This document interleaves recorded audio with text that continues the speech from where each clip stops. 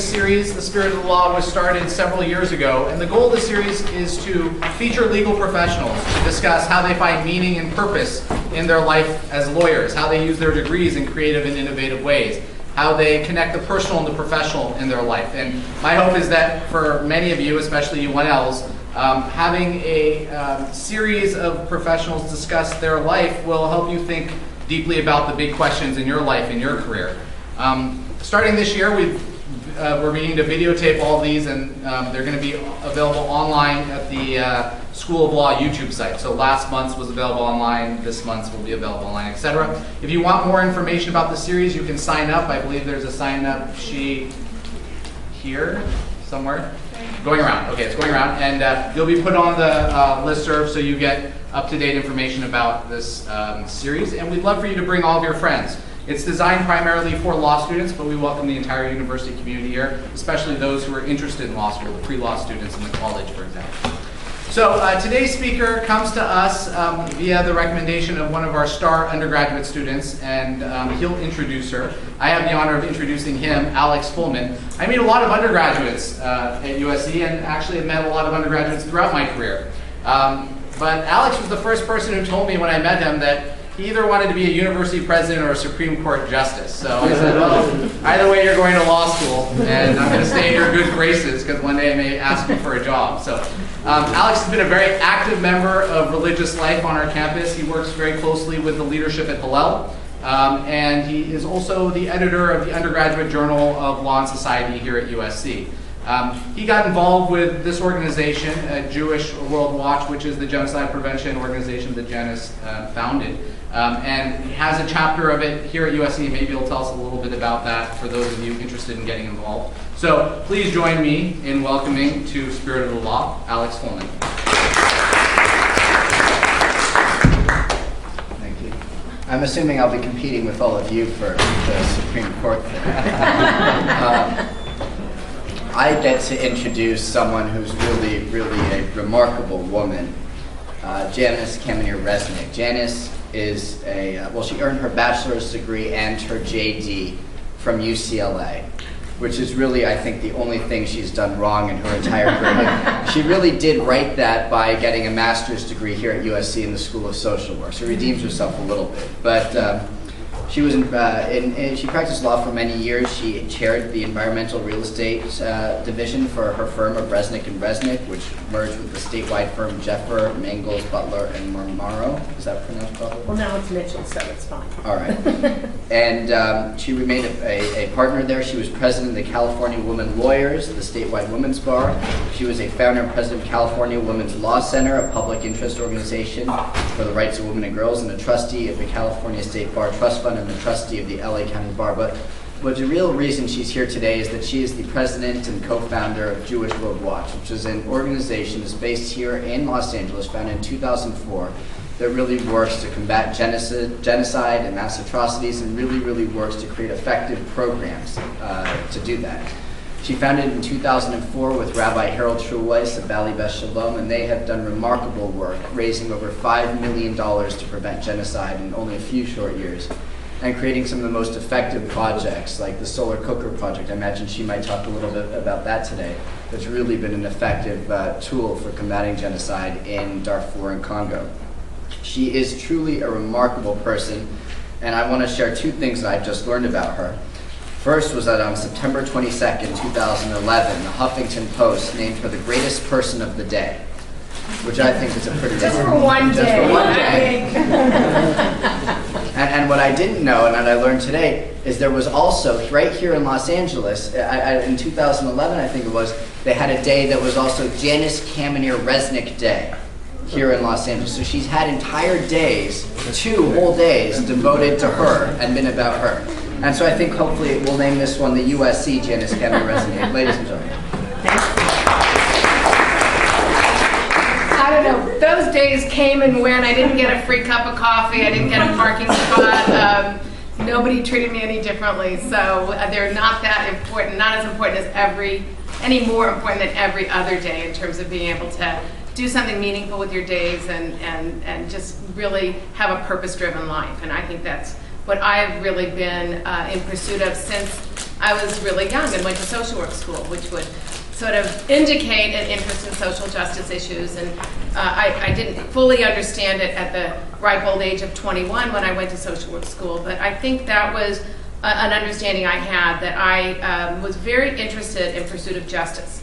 And whether you look at it as a social worker or look at it as a lawyer, really it's just the same thing, pursuing justice and pursuing some kind of parity between people and being able to make the world a better place. And those are my core fundamental values. So I thought I would start, this is a question only for the law students, not for the guests or professors, and the undergraduate students would be fine too. What are the first 3 words that come to your mind when you think of being a lawyer or a career in the law? Just anything, it can be totally free association. Anybody, don't be embarrassed. Justice. Justice, another one. Is there another word? Okay, I'll help you out because I don't want to embarrass anybody. I think of 3 words. I think of justice, I think of the power of persuasion, and I think of passion. And I think those 3 ingredients are really critical to being able to have a successful career in law, even if you're a private lawyer. I mean, if you are representing clients, as I did for many, many years. I practiced law for 25 years in the private sector, representing real estate developers and representing people in all different kinds of real estate problems. And I think without those 3 ingredients, you really can't do justice for your client, and you really don't understand your role in this sort of bigger system of the legal system and what it means in this country to be a lawyer. So you take those ideas that are equally sort of attributable to private practice and public interest law, and it doesn't look as far away as it seems to be a lawyer who represents and advocates for individual clients in the context of a real estate dispute or a personal injury dispute, whatever your area is, and actually going and doing something like genocide prevention or anti-genocide advocacy. Those things probably seem very, very remote and far apart to many of you. Maybe not to all of you, but to some of you. So let me just tell you a little bit about my career and what made me make these sort of dramatic shifts that hopefully by the end you'll understand that those 2 points I feel are very connected. So I went to social work school when I was very young, and I immediately realized that the individual clinical work that I always envisioned myself from a young age, I always wanted to be a therapist or a person who dealt with adoptions or foster placements. So I went to SC, which was a very fine school of social work, one of the best in the country, and within 3 days of my first field placement, which was in an adoption agency, I realized that being confined in a room with one other person there, whether it was my supervisor or my client, didn't work for me. And I immediately switched my major within social work school to community organizing. And at the time, a wonderful community organizing professor named Sam Taylor was in charge of the community organizing track at the social work school. And there were only a few classes in that subject matter. But I really, really loved what I was learning. I was learning about organizing strategies. I was learning about the civil rights movement. I was learning about how people use systems that are existing or created a new system when appropriate to be able to cause change in society. And I had to do all the normal things that every social work student does about studying psychology and all that stuff, which sort of helped a little bit. I suppose understanding people is always an advantage in any situation in life. But I knew that I wanted to be a community organizer. And my second year in social work school, I became an organizer in a very, very exciting movement. And it was the Soviet Jewry movement. It was the movement which, during Soviet Russia, before 90% of you in the room were born, there were many types of people, including Jews, who were not let to practice their religion. The religions were all dying in the Soviet Union. But there was a renaissance amongst many Jews in the Soviet Union who wanted to practice their religion, and became quite an active human rights movement. And it became a movement that really many people feel contributed widely to sort of the downfall in many ways of the Soviet Union, where they had to open up their gates. There was so much international pressure. And we saw in that movement how important external advocates were to a movement for international change.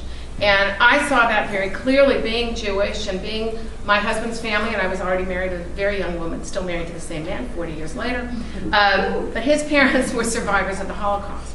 And the Soviet Jewry movement started within 20 years of the Holocaust ending. And I think we have the lesson of the Holocaust, and it's a lesson that guides me in my work, anti-genocide work today, was what can happen when nobody does anything about terrible things happening in the world.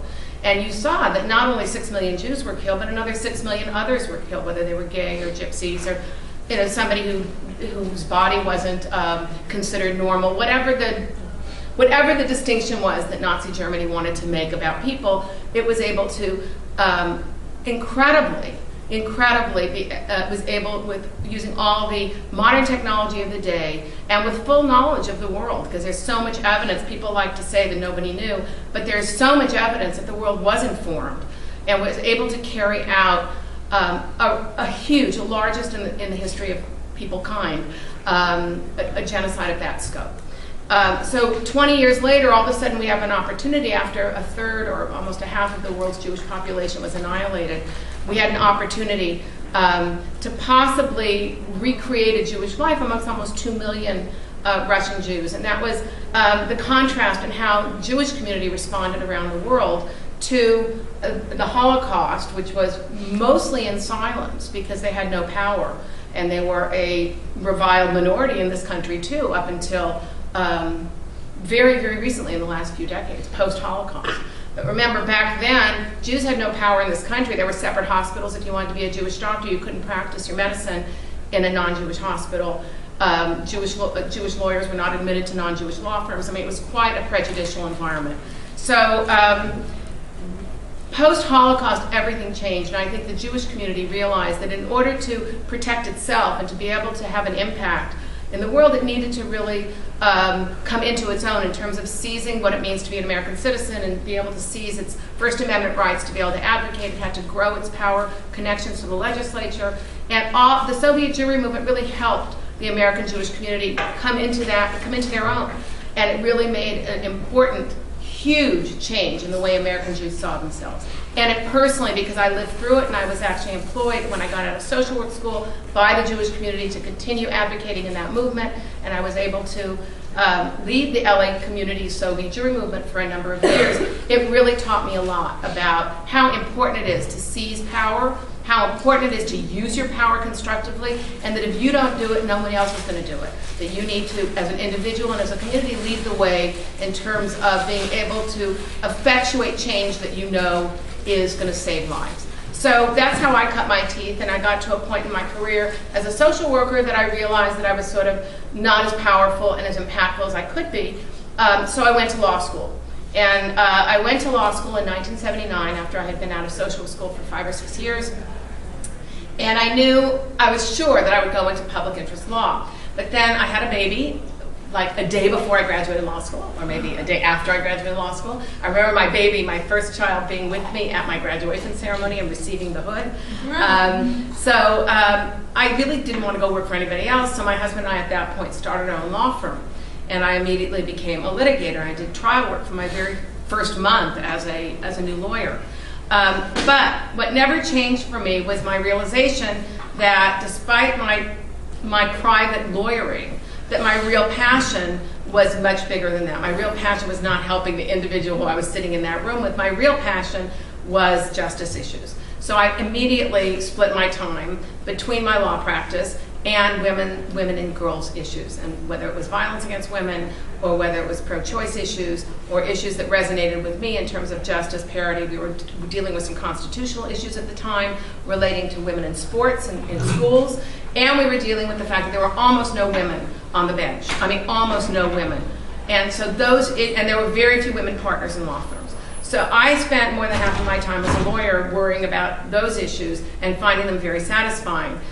Such that despite the fact that I had a lot of responsibility as we grew our law firm and I grew my family and had all these other things going on, I realized that what really resonated with me was more of this impact kind of work. So it was not a huge surprise to me that after 20 or 25 years of practicing law, that when my rabbi came to me and said, do you know that 100,000 people in Darfur have been killed and we've never read an article about this in the newspaper, I had to have him spell the name of Darfur. I had never heard of it. I didn't know that 100,000 people were killed.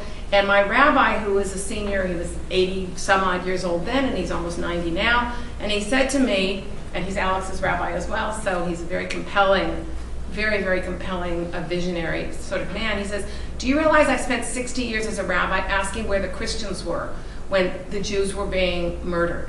He says, now I realize that there were 47 or 46 genocides since the Holocaust, and we have really not mobilized against any of them, and we don't really know about any of them. And it gave him this enormous insight, sort of a two-pronged insight. One, about how things can happen in the world that you don't know about if you don't want to know about them, especially when you're living in this country where, despite the fact that we have a huge underclass and all kinds of social problems, we are very isolated from the real suffering beyond what happens in our country that goes on around the world. It's not in the newspaper, especially in these times of declining written journalism.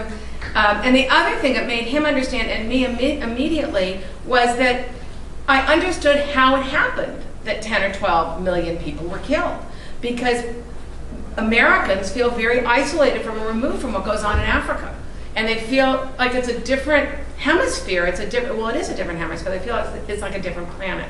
And there's no connection, and you never know what's going on there. Nobody ever knows who you are, and it's a faceless kind of world of suffering, and you sort of put it into a box and put it on the shelf. And that made me understand how people in America at the time, or anywhere else in the world, may not have hated Jews or gays, but they may have just felt that same sense of disconnectedness. And it was that sense of disconnectedness that I felt I really was excited about dedicating myself to changing. And it became really, really exciting that I was very excited to give up my law practice at the time. I did not feel like I was learning anymore. I did not feel like I was making more of an impact. I had sort of done all the interesting things. They weren't that interesting anymore to me.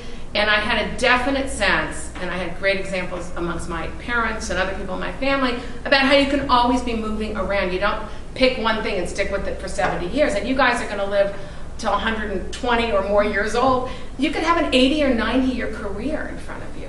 And you shouldn't be thinking about it as one career. You should be thinking about it as a lifetime of options where you can move around and you can change what your vision is for yourself. It doesn't have to all be one way or the other. It's not an either or choice that you're making. And I mean, I have kids, and one of my kids is in law school, and he's like, should I do this or should I do that? I said, stop thinking in either or terms. Just, first of all, worry about getting through law school, passing the bar. You have to do that. Get yourself a decent foundation and understanding what law is.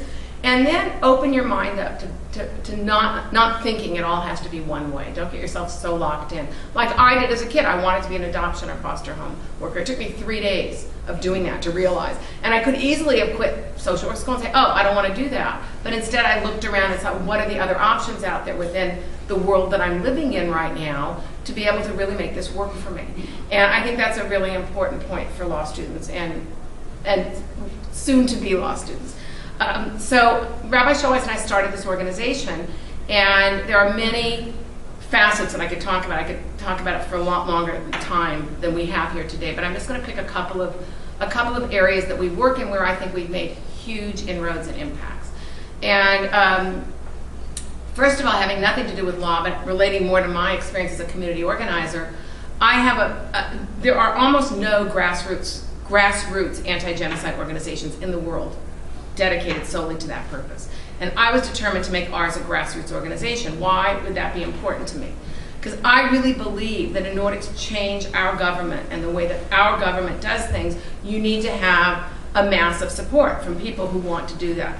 Governments are by and large lethargic, and they by and large only do what they're really pushed to do as a government. I mean, they're not a fast moving, and our system has tons of checks and balances to make sure we don't move too fast. And we all learn that in your constitutional law classes and other classes in law school. It's not supposed to move that fast because it's a check against revolution to have things move slowly, I mean, in the grossest sense.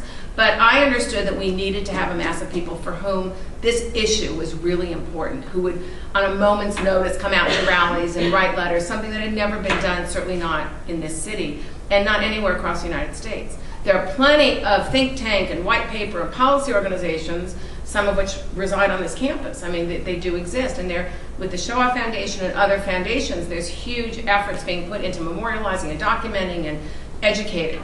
But I'm talking about the grassroots. So that was one thing I knew that we would want to do, is have a grassroots organization for the legislative agenda that I knew we would have to have, and for the bully pulpit agenda of being able to make this a formidable issue for American policy makers and crafters.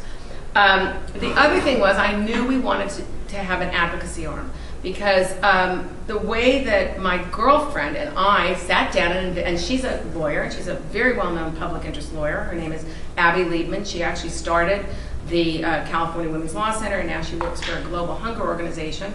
And she's very brilliant with nonprofits, and I knew exactly who to go to. And we together envisioned this idea of having a three-part organization. One part would be education, because we are dealing with a population who's completely uneducated about genocide and what the threats are and what exists out there in the world, because nobody reads these things because they're very unpleasant, and most people don't read what they can't relate to or can't affect change for. So we knew we needed a whole education component to raise people's awareness of what's happening in the world in terms of these genocides and mass atrocities. The second thing is we knew we needed an advocacy arm, because we knew we had to figure out ways that we could make legislation, either creating it or supporting it, that would have an impact on our foreign policy. And the third arm of this was actual relief work, to be able to actually bring relief to the people who we are advocating for, because we knew from survivors, and it's well known from every movie you've seen on any genocide, is how isolating. If a genocide can happen, that means the victims are horribly isolated, and nobody really, they're invisible, and they feel extremely uncared for. So we knew that we needed three legs to stand on. So that's how we set about organizing this organization. And what we did was we tapped into existing constituencies of churches and synagogues, and we began to mobilize those constituencies, because they're people who have a proclivity for caring about human life and about morals and about conscience. So that's the whole grassroots side. But let me just tell you, and I'll spend another couple of minutes talking about our advocacy campaign. This year, for the last, and I'll just talk about currently, we've helped to pass lots of legislation, some of which were divestment oriented. If we could figure out, as they did at Harvard Business School, where the genesis, who's funding a genocide, you can actually do a lot of legislative advocacy on that issue. And we were able to effectuate in California a divestment against the huge California pension funds, teachers' pension funds and public employees' pension funds, to have them divest from PetroChina, which was a company that was actually fueling the genocide and continues in many ways to fuel the genocide in Darfur, which persists after 9 years. So we were able to do divestment campaigns both locally and nationally. And that was statewide. And that was a great legislative result. When we got involved in the massive rapes of the women in Congo, which we have 2 geographical areas we work in right now, which is Darfur and where all the Darfuri refugees are around Darfur, in Chad and the Central African Republic, and in Sudan. And then we also work in Eastern Congo, which was declared a few years ago when we first got involved with Congo to be the most dangerous place on earth to be a woman. And it persists with that wonderful distinction today, where there are 1,100 rapes a day of women.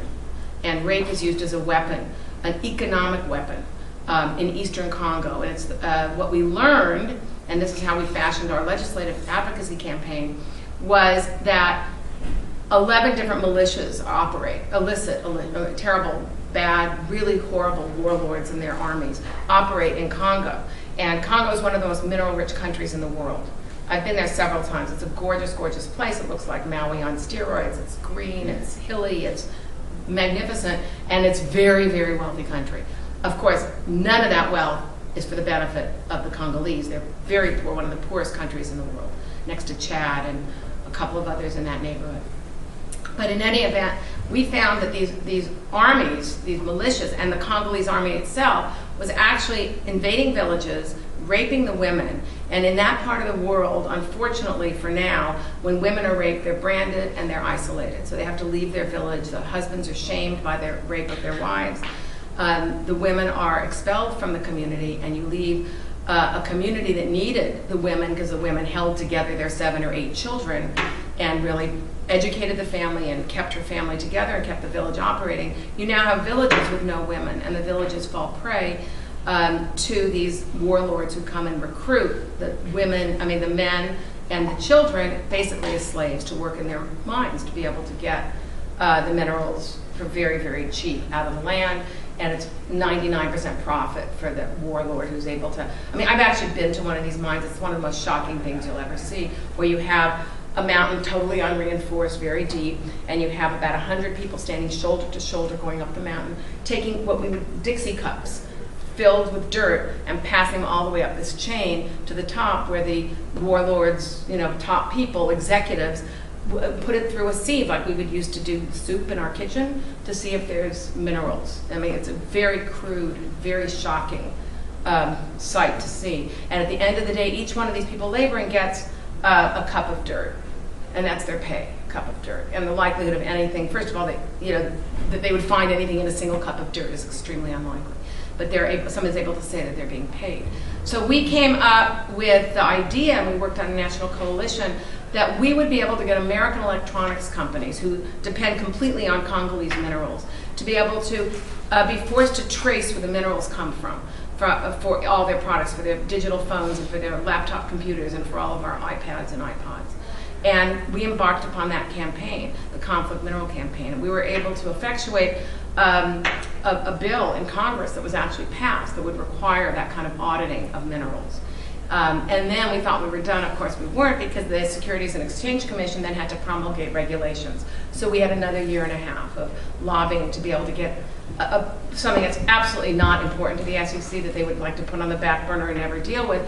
We had a whole campaign, an advocacy campaign, directed at Mary Shapiro, the executive director of the SEC, to be able to have her get these regulations promulgated. And they finally, about 2 months ago or a month and a half ago, the regulations came out, and we're in the process of doing comments on these regs to try to get them tougher. But the vision is that eventually, you know how you have an Energy Star on your refrigerator and your freezer, that we're hoping we have conflict-free logo on cell phones and on other products, so that we can urge American consumers, as a market-driven matter, to pay a little extra so that a woman didn't have to be raped or a child didn't have to be enslaved for us to be able to have our cell phones. And so, that's just an example of one of our campaigns. It's an example of the work that we do. We have tons of projects that we've, about $6 or $7 million of projects that we've been able to both create or fund, working in Congo, working in Darfur. Our sort of flagship project is called the Solar Cooker Project, and it was really another example of where my three sort of passion, persuasion, and justice all had to come together, because somebody on one of our committees one day said, well, I just Googled it, and there's sun every single day of the year in the Sahel part of Africa, which is where the Darfuri genocide takes place. Why? And we heard that the women were being raped when they went out to get their firewood. Why are they going out for firewood when they could be using solar energy? And we said, gee, that makes perfect sense. We'll raise money to help support somebody's solar cooker project. Well, lo and behold, the next day when I called the UN and I called all the international organizations that we had been funding and working with for water and food relief projects, and they said, oh, solar cooking, it'll never work. We don't believe in it. Nobody will learn how to use it. They're used to the way they cook. And we refused to accept that as an answer. We said, mostly women on our women's committee, although the idea came from the man who sat on our women's committee. But most of us would say, gee, if I was given a chance to learn something new that would save me or my daughter from being raped, don't you think that we would try it, at least try it? So we persisted, and it took us 1 year of Googling and connecting with just oddball people out there. And we did find somebody who volunteered to go and try to set up a solar cooker project in a refugee camp, and it was a complete speculation from our point of view. We knew that we were putting up a couple $100,000 that might end up being useless, but we felt that our donors would appreciate that, because we are making an effort to try to save people in a way that other people weren't interested in hearing about. Well, here we are, 6 years into that project. We now service 100,000 people with our solar cooker project, and we are the largest solar cooker project in the world. And we've been able to demonstrate a reduction in trips outside of the camp by almost 90% by using solar cooking. We still haven't been able to convince the UN that this makes a lot more sense than importing by airplane firewood into this part of Africa, because there's all these contracts, and this is where you sort of get a little annoyed, because there's all these huge contracts with airplane delivery systems and with people who own land and want to sell their wood. contracts that, you know, very big, huge, rich people can go lobby the UN for, and we don't spend our money lobbying the UN. We sort of, it would cost all the money that we could ever raise. We're just not a big enough organization. We raise about $2 million a year for our work. But if we spent that all on lobbying the UN, we'd probably go broke within a year. So it's exciting work that we're doing. It took an awful lot of persuasion. We need more persuasion, because I really do believe that justice would dictate that we disclose the corruption that's probably, I just have the sense that it's guiding a lot of these contracts, and that we do get more interest in a very low-tech, very cheap way to deliver energy to these kinds of populations. So, I mean, I suppose where I started, and now I would like to open it up to any questions that you have, is how close the world of law and social work is, and probably law and public administration, or law and business administration. How close it is if you're guided by wanting to make a difference in the world. And that you can take the all the things you learn in all these different programs can be used in so many interesting ways to make a difference in the world. Being a lawyer in particular gives you a credibility that does give you a leg up in a lot of situations. And that's why I think the law degree is a really good fundamental degree for being able to make change in the world, because it not only does it discipline your mind about how to think in logical and sequential terms, and gives you experience in how to write coherently, which is a huge problem out there. People don't really know how to write, and so they can never really communicate in an effective way what they want to happen. And then being a lawyer, being able to think sequentially and think in logical terms, not only can you write it and communicate it, you actually can map out a path to how to get there. It's not the only way to do it. There's a huge number of effective advocates that don't have law degrees. But I think it's actually an excellent, I mean, I feel every day grateful that I have the 2 degrees I have, and everything I learned in the process of getting those degrees has really served me well to actually bring me back home to what my very first job was, which was community organizing and mobilizing people who already are, I mean, it's hard to instill a conscience in people who don't have one, but most people in this country have a conscience. Most Americans are guided by really good thoughts and ideas. I mean, it's part of sort of the American pathos, whatever you want to call it, or ethos, I suppose is better than pathos. It's we have this sense of justice and compassion. And the problem is that many people don't let people tap into that sense, or many people are embarrassed to tap into other people's sense of conscience. And because it sounds religious, it sounds, sort of embarrassing. I mean, I think that many people, and I get this all the time because my main job is speaking in front of audiences large and small. And I really try to use words relating to conscience, about caring about other human beings, because most people aren't used to hearing people talk in those terms, and it resonates. If you think of yourself, I think of this all the time. Whenever I go to these places I go to in Africa to evaluate our projects, it could be me sitting in those seats. It could be me living in those huts. It could be me having buried 3 of my children, or watched my husband castrated or decapitated in front of my family. These are real stories that happen to real people. That could be any one of us. It's all just an accident of birth. And they have as much right to live as anybody in this country, anybody that you know. And I feel that most people need to be sort of pushed to think about that, because it's out of sight, out of mind, and we don't like to think about unpleasant things. But we have to think, I mean, as a citizen of the world, it transcends boundaries. It's not about, are they my countrymen or not? They're human beings. They're human beings. And whether you believe in the Torah or the Quran or the New Testament or nothing, it doesn't matter. You all value human life, or you wouldn't be alive. You value other people's human life. You may not realize how much you value that until you actually get into the work. But I think it's what guides me in the work I do, whether it was in the Soviet Jewry movement or in my anti-genocide movement, that it absolutely doesn't matter to me what the person looks like and who they are and what they believe. And I mean, the people in Darfur are Muslims. They're Black African Muslims. And when I first got into this work, somebody said to me, I didn't know there were any Jews in Darfur. Well, there aren't. But why is that? the standard? Is it only Jews help Jews? I mean, only blacks help blacks? I mean, what kind of a world would that be? We've already been to that world. We've been to a world where people can be en masse destroyed because nobody but their own cares about them. And that's not the world that we want to create and leave, and that's not the mark we want to make. So I hope that this has been relevant to you as you make your decisions in life, and even if you don't choose a public interest law career. I mean, for 25 years, I was a volunteer with half my time, and I made a lot of money while I did it. You could make a lot of money as a lawyer, and you can make a huge impact as a volunteer while you're a lawyer, and you can raise kids at the same time. It is all possible. It's true. You can. And I had parents, and I had a big family, and I had, it's like, and it's not just me. I mean, you can do that if that's what you want to do. If that is important in your life to make that kind of an impact, you can do it. You don't have to give anything up. You may not do everything, A+ quality all the time, and that's okay too, because it's better to do it, even at B quality. So you don't get 1,000 people to agree with you. You get 100. Well, it's 100. You get 1. You get 5. You get, everything you do is more than would have happened without you doing it. And I think thinking, non-perfectionistically is also really, really important. Really important if you want a family, a career, and a conscience. And you want all of that to be able to be part of what you go through your life with, and you move things forward with that mantle.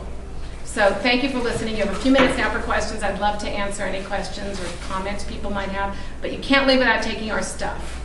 That's it. So you can read about the work we do, our campaigns, our upcoming. We have actually a very interesting speaker, and we're going to let students in for free.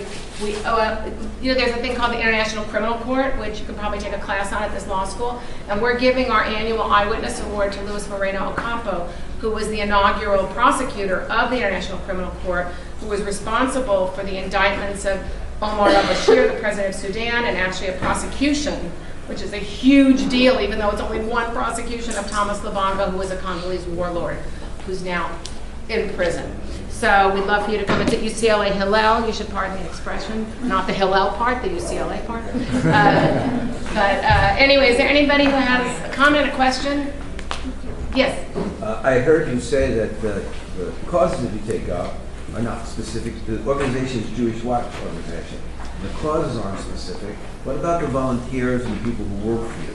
What sort of, are they principally Jewish people, or do you draw volunteers and staff people from across the spectrum as well? We draw volunteers from, in fact, half of the resources that are donated to Jewish World Watch come from non-Jewish sources. Many churches are involved with us. Let me tell you why we're called Jewish World Watch. I think that's sort of the question you're asking. And the reason that Rabbi Schulweis felt it had to be Jewish World Watch, because I myself had questions about it. I thought it might be narrowing. The Jewish community, like the Armenian community and several other ethnic communities in this country, have a very, very special and unique experience with genocide.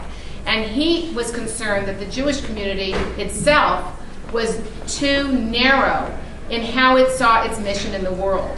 And that he really wanted Jews to be mindful of the fact that what happened to us shouldn't be happening to other people, and as a Jewish responsibility, as victims of genocide ourselves, and as people who supposedly believe that the most important value is helping the stranger, which is the fundamental lesson of the Torah, the Old Testament, that he really wanted to imbue in Jews the value of helping others.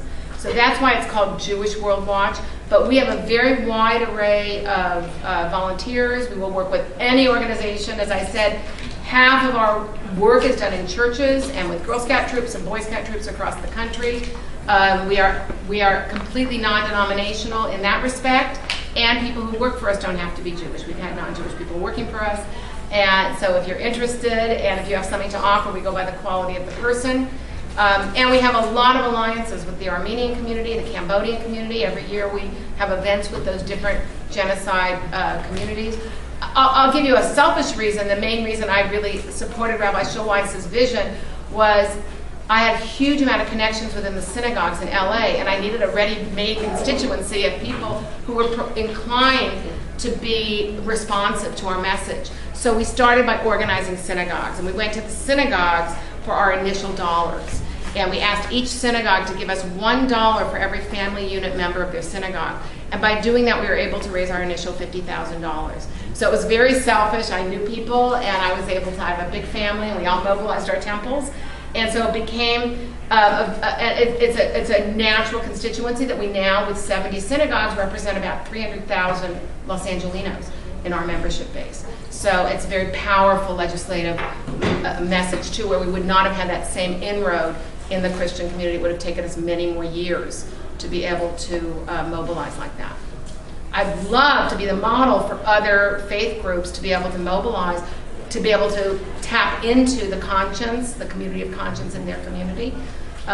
We haven't succeeded with doing that, but they are very responsive to having us come and speak and doing offerings and collaboration, but not to creating an organization parallel to ours. Anybody else?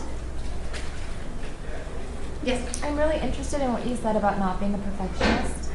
I think a lot of us probably feel that way. Are there things that you consciously did to overcome that, or is it just something you eventually realized you had to do as you tried to balance those three things?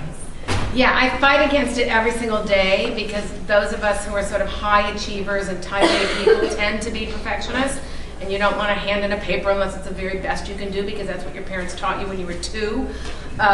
Before the paper was due, you were already worried about it. And I mean, it is something that you really need to deal with on a very conscious level.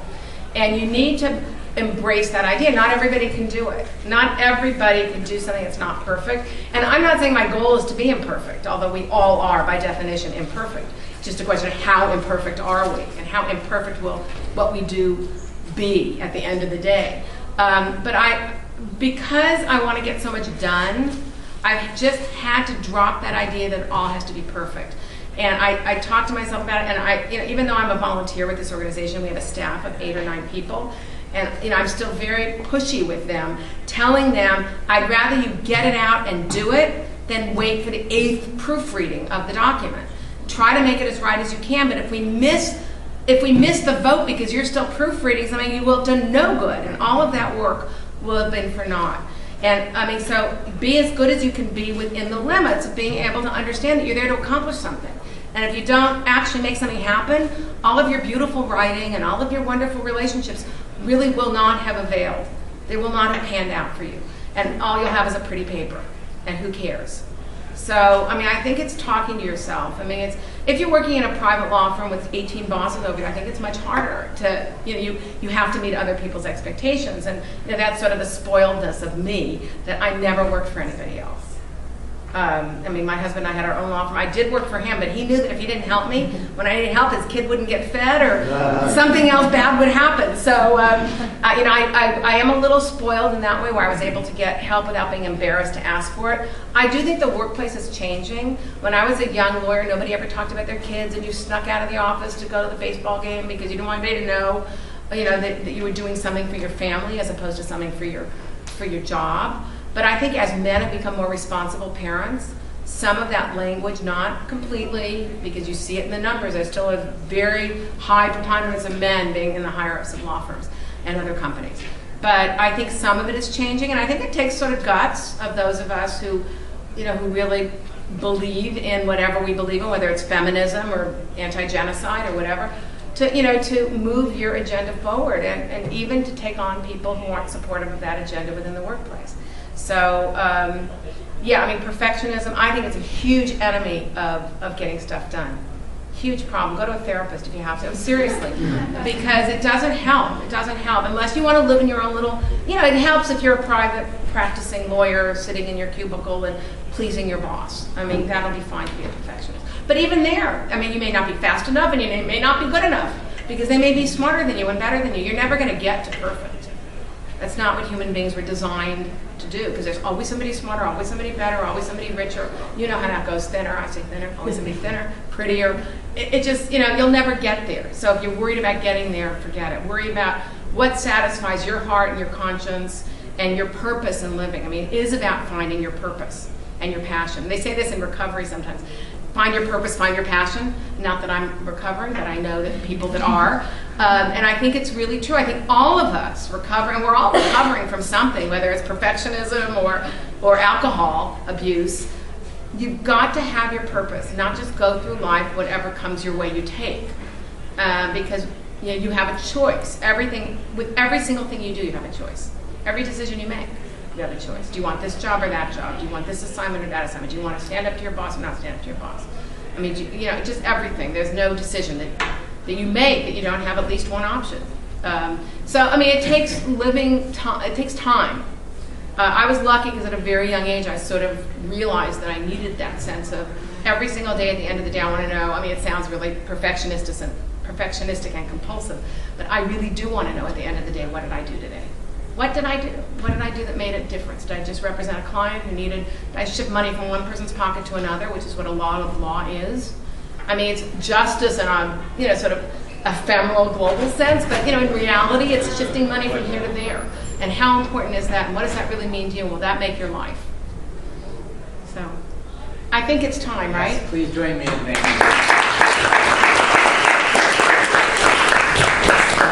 you. Here's material.